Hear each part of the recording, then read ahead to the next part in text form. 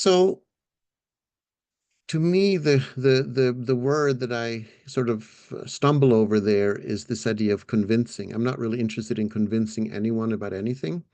I think people have their own ideas, but I'm curious about the reason why so many people are still so afraid of astrology. And that's the word that I use because we're usually afraid of things we don't understand.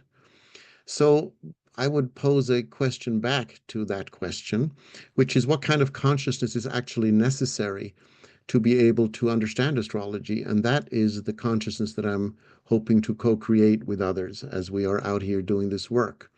So it's a matter of having a language, having the skills to understand a language. And if you come at astrology with a mechanistic scientific perspective, which is what most people believe is reality, then we're talking two different languages. There's no communication, there's no understanding.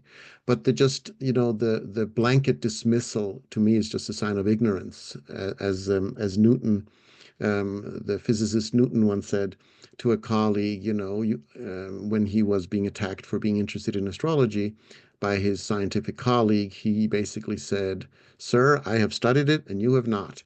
So I would recommend to people who are afraid of astrology or think it's bogus or think it's just summarily dismiss it to take a look at it. If you study it enough to make intelligent conversations about it, and then you dismiss it, absolutely, I do not disagree with that at all. But I don't like things being dismissed because they can't be true, quote unquote, because they can't function in my mindset. Then expand your mindset so that you can include that kind of thinking and then decide, would be my advice.